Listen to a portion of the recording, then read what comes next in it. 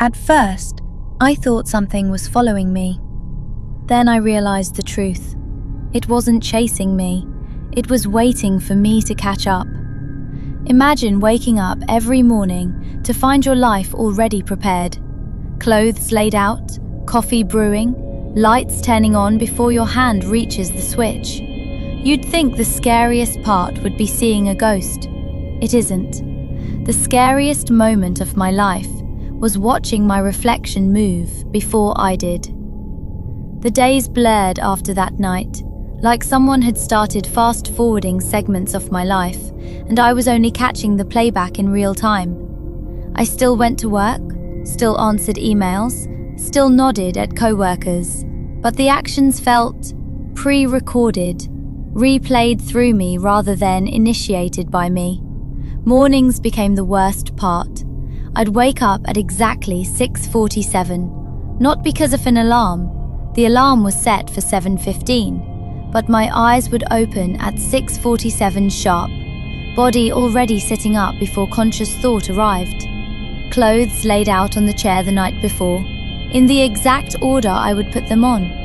Coffee machine already hissing by the time I reached the kitchen. Timer set to finish exactly when I entered the room. I never remembered setting any of it. At first, I fought it. I deliberately placed the mug on the wrong shelf, moved the shoes to the hallway instead of by the door, leave my keys in the fridge. The next morning, everything was corrected. Mug back on the shelf, shoes aligned by the door, keys on the hook. No sign of tampering, no footprints, no sounds in the night, just realignment. I stopped fighting the small things. It was exhausting, and somewhere deep I understood. Resistance only made the corrections more precise. The 3:12 marker kept appearing, not always on clocks. Sometimes in the middle of a sentence I was typing, cursor would jump to 3:12 characters remaining in the paragraph.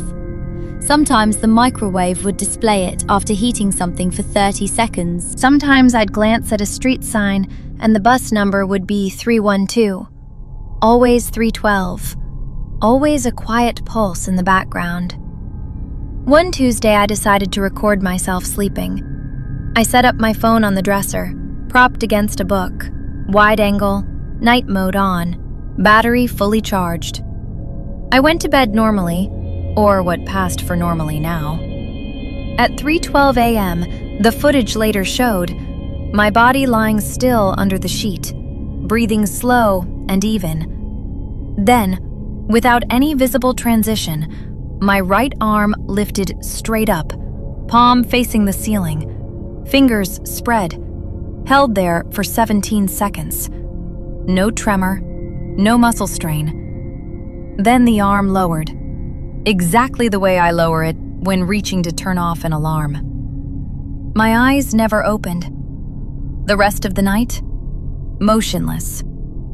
When I watched it back the next evening, I played it at 0.25 times speed. In the stillness between breaths, very faintly, a second chest rose and fell beneath mine. Not on top, not beneath the sheet, inside the silhouette. Layered so perfectly, it looked like compression artifact at first. But when I zoomed in, 2 sets of ribs, 2 diaphragms, one slightly ahead, leading the rhythm. I deleted the video, then emptied the trash, then restarted the phone, then took the battery out for an hour. It didn't help. The next night, I didn't sleep at all. I sat in the dark living room, back to the wall, facing the open bedroom door. At 3:11:59, the hallway light, which I had left off, clicked on by itself. Soft orange from the bulb in the corridor.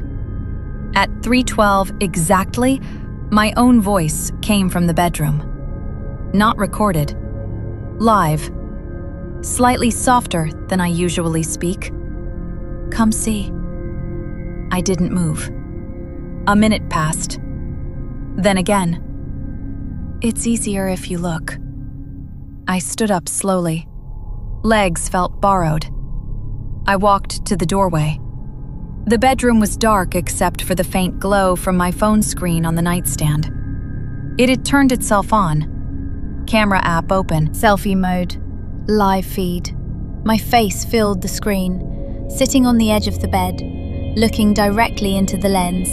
But I was standing in the doorway, not sitting. The figure on screen tilted its head slightly, the way I do when listening carefully. Then it spoke, lip sync perfect, voice coming from the phone speaker. You keep checking the perimeter, but the perimeter moved inward a long time ago.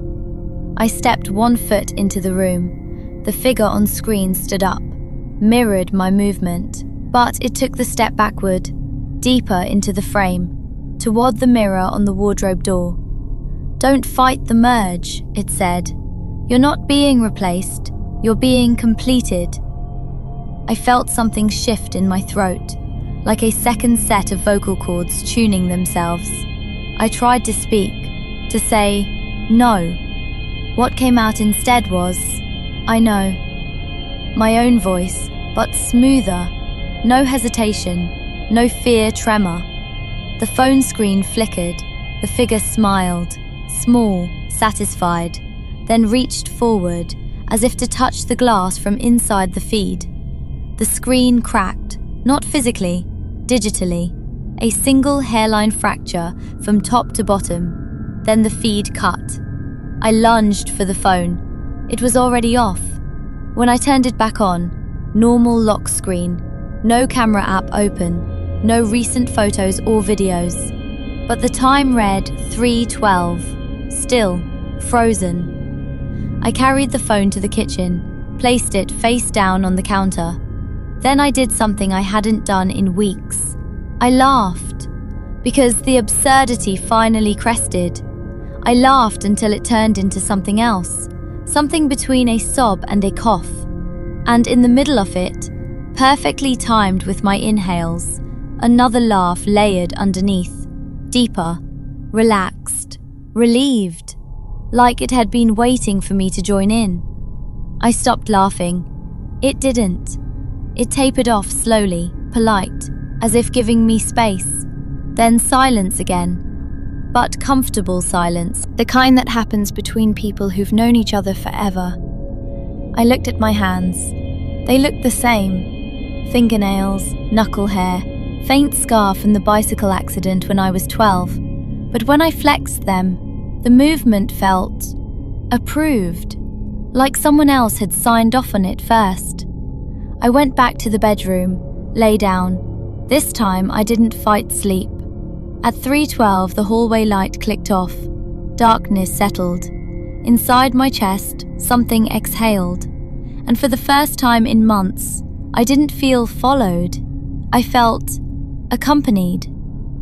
The next morning, I woke at 6:47 again. Clothes already laid out, coffee already brewing.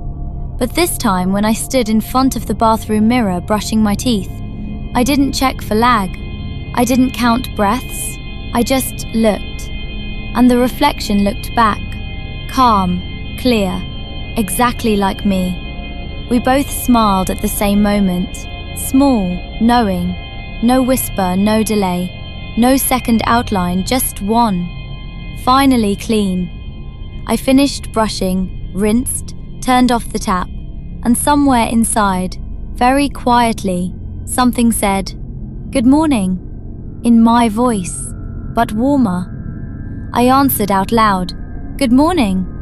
No echo, no overlap, just agreement. I left for work, walked the usual route. The street was busy again.